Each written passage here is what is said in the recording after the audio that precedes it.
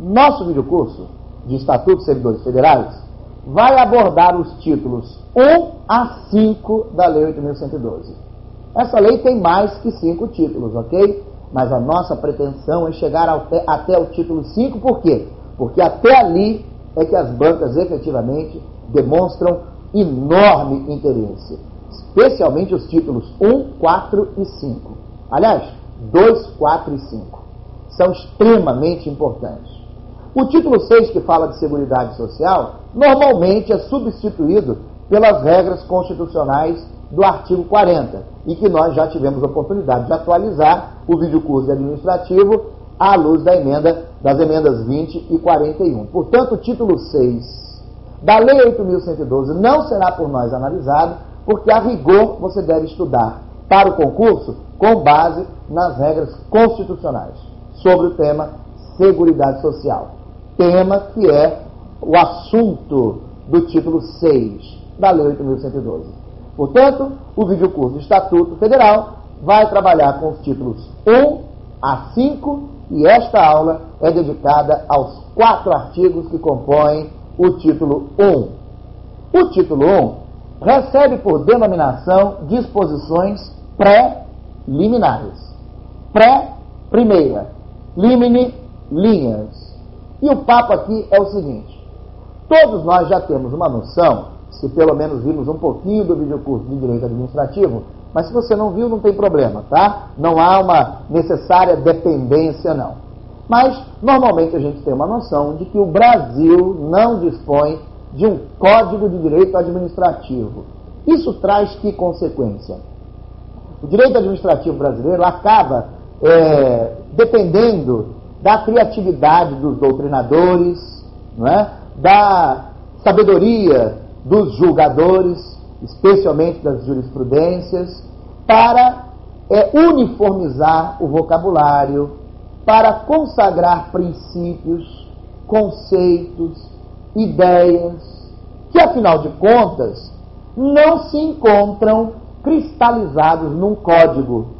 A ausência de um código de direito administrativo, especialmente numa federação, onde as entidades federativas são autônomas, estimula a que cada casa legislativa, cada Câmara Municipal no Brasil, cada Assembleia Legislativa Estadual no Brasil, o próprio Congresso Nacional e a Câmara Distrital, a Câmara Legislativa do Distrito Federal, ao legislarem sobre assuntos administrativos, acabem, de uma certa maneira, colocando ali o seu próprio entendimento para temas administrativos.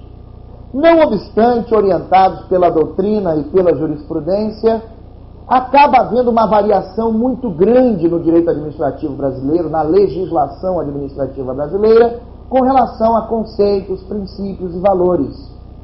Quem tenta uniformizar, unificar, portanto, esse cenário é a doutrina e a jurisprudência.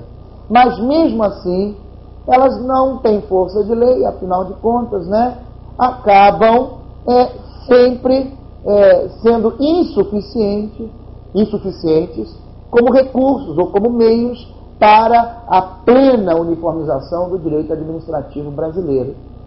Isso faz com que os legisladores, como o caso o legislador do Congresso Nacional, ao redigirem leis administrativas, como essa, a lei estatutária, tenham uma preocupação conceitual inicial. De regra, os primeiros títulos destas leis tratam das disposições preliminares em razão de uma preocupação direta com a uniformização do vocabulário, para que ao longo da leitura das regras da lei, ou que compõem a lei, não se tenha diversas ideias, diversas noções, diversos conceitos, gerando confusão na interpretação da lei. E pior, na aplicação da lei. Por isso é que o legislador toma o cuidado didático, eu diria, de apresentar conceitos básicos que vão forçar o operador da lei a aplicá-la nos termos do que foi consagrado, do que foi, digamos assim, confirmado pelo legislador como conceito por ele assumido.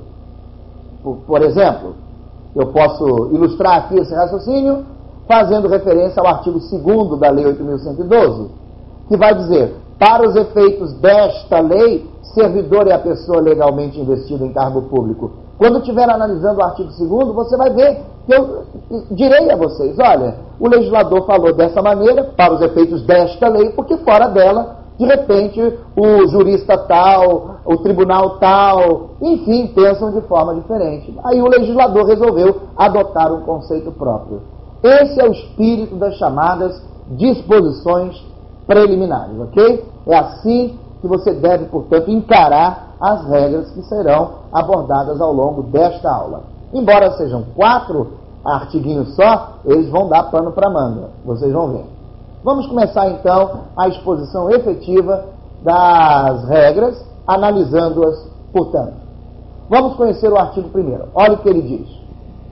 Esta lei institui o regime jurídico dos servidores públicos civis da União, das autarquias, inclusive as em regime especial, e das fundações públicas federais. Que detalhes esse artigo 1º pode trazer para efeito prático de prova? Bom, vamos dissecá-lo. Ele diz assim: esta lei institui o regime jurídico.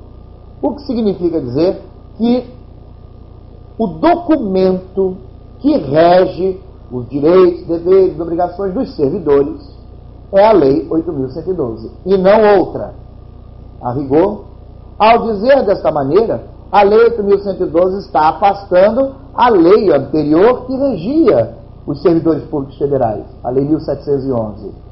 Mas o fato é que quando se diz esta lei institui o regime jurídico dos servidores, o legislador está chamando a nossa atenção para o fato de que se trata de um documento que centraliza, consolida, unifica, se é que assim podemos dizer, os direitos gerais dos servidores.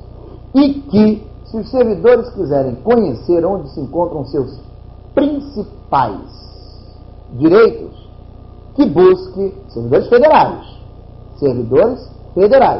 que busquem conhecer seus direitos, deveres e obrigações nesta lei.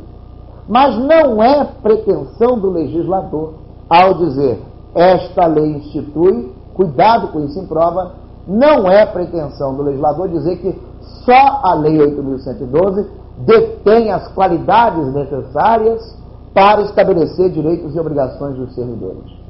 Na verdade, é possível falarmos numa legislação estatutária, de maneira que a Lei 8.112 é principal, mas não é exclusiva. Em outras palavras, é o principal documento estatutário, de regime estatutário dos servidores federais, mas não é o único. É possível encontrarmos em outras leis